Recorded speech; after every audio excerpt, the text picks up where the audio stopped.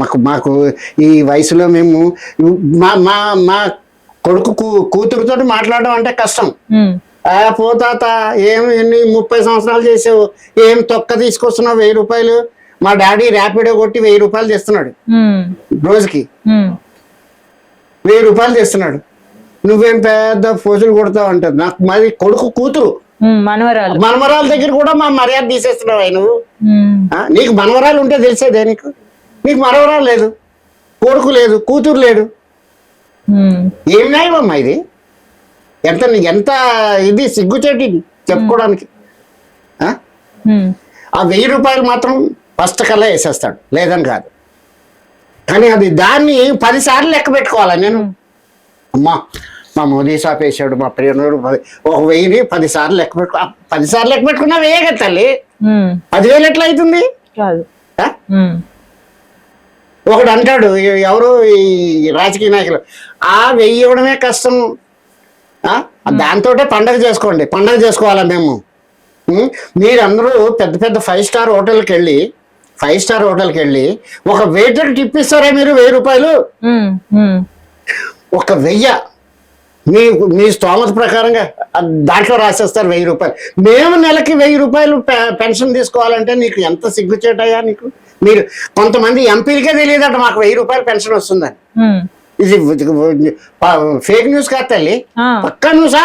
మాకే తెలియదు మీకు 1000 రూపాయలు పెన్షన్ వస్తుందని. పార్లమెంట్లో అన్నాడు. పార్లమెంట్లో మొన్న కూడా మన ఎవరు మన ఆయన ఎంపీ ఆయన ఉన్నాడు, ఆయన కూడా మాట్లాడాడు. అయ్యా వాళ్ళు చాలా దుర్భరమైన జీవితం అనుభవిస్తున్నారు, వాళ్ళకి బీజేపీ ఆయన పేరు ఏదో ఉంది మెమొరీ, కిషన్ రెడ్డి మా గురించి పట్టించుకోవట్లేదు. కిషన్ రెడ్డి కాదు, ఇంకొక ఆయన డాక్టర్ లక్ష్మణ్ గారు ఆయన మాట్లాడారు. మేమంతా మెమోరాండం ఇస్తే మాట్లాడారు. పాపం మేమందరినీ ఇది చెయ్యం. ఆయన మాట్లాడితే మేము ఆయన రాజ్యసభ మెంబర్ ఏదో ఉండే ఆయన మాట్లాడాడు. ఆయన లేదు చాలా దుర్భరమైన జీవితం అనుభవిస్తున్నారు, 1000 రూపాయలు అంటే మాకు కూడా ఇది అవుతుందని. మేము ఒకసారి కలెక్టర్ దగ్గరికి వెళ్ళాం, ఇలా ఉంది మా పరిస్థితి, మేమంతా ఒక 20-30 మంది 40 మంది మెయిన్ లీడర్లే, అందరూ కొంతమంది కాళ్ళు నొప్పులు చేతుల నొప్పులు, ఎవరు బయటికి రాలేకపోతున్నారు దీని గురించి కొట్లాడడానికి.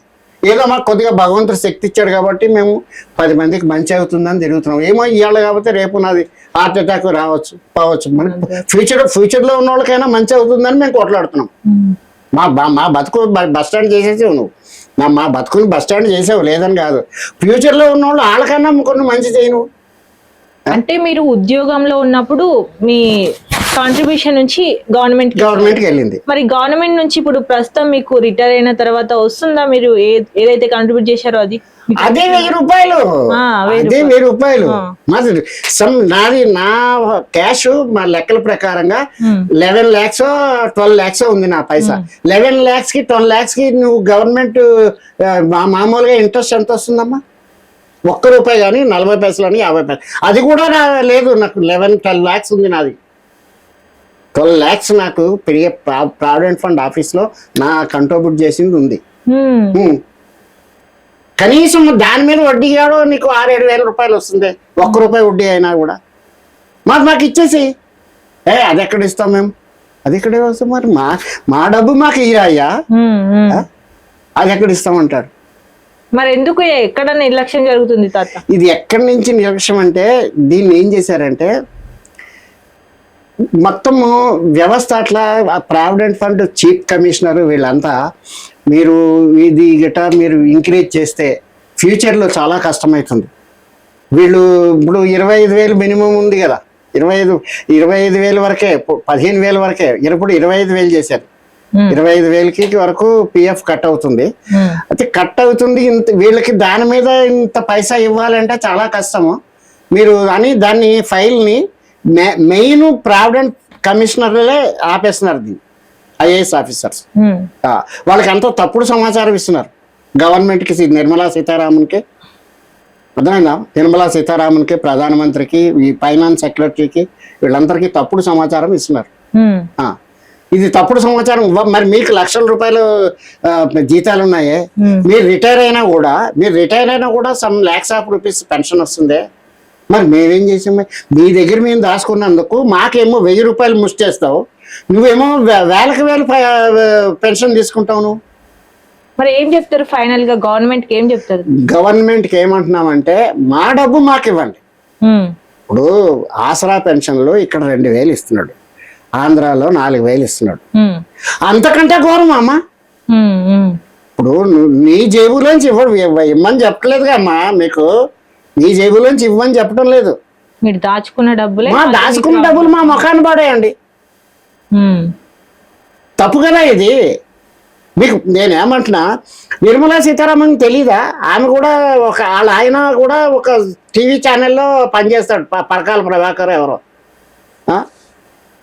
ఆయన ఇద్దరు కలిసి ఉన్నారో లేవా అని మనకు పర్సనల్ విషయాలు మనం మాట్లాడకూడదు, అర్థమైందా తల్లి? కానీ నువ్వు ఏం బడ్జెట్ వేసినావు? నువ్వు మా బడ్జెట్ మాకు ఇవ్వరా బాబు, మాకు వేసింది నువ్వు పెద్ద అనుకూలమైన గవర్నమెంట్కి ఓట్లు వేసే అనుకూలమైన బడ్జెట్ ఏదో, మా డబ్బు మాకి. ఏం మా మాట్లాడదామే, చూస్తాం అంటే ఏం చూస్తావు నువ్వు? అందరూ ఇప్పటికి ఎంతో మంది చచ్చిపోయారు, ప్రతి నెల 300-400 మంది చచ్చిపోయారు. మాకు ఫోటోలు వస్తూ ఉంటాయి మాకు ఫోన్లో. ఇంతమంది చచ్చిపోతున్నారే, నీకు మంచిగా అనిపిస్తుందా తల్లి? చెప్పండి మీరు. అంటే ఇక్కడ వృద్ధులని నిర్లక్ష్యం చేస్తున్నారు. వృద్ధులనే నిర్లక్ష్యం చేస్తున్నారు. మేమేం హల్లాగుల్లా చేయట్లేదు కదా.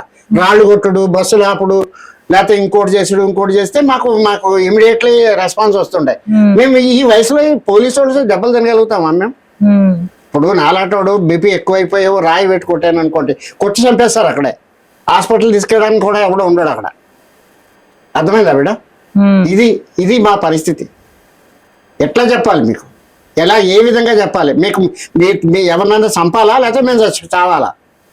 అట్లా కూడా రెడీగా ఉన్నాం. మరి ఎన్ని రోజులమ్మా ఇది? ఇది వ్యవస్థ కుళ్ళిపోయిందమ్మా. బీజేపీ గవర్నమెంట్ వచ్చింది, మాకు ఇది చేస్తుంది, మేము సంతోషపడ్డాం. మేము ఇప్పుడైనా ఇది చేసింది బీజేపీ గవర్నమెంటే. అటల్ బిహారీ వాజ్పేయి చేశాడు. ఆయన చేసిన తర్వాత మళ్ళీ ఒకసారి పెద్ద గడబడి చేస్తే 500ది 1000 రూపాయలు చేశారు.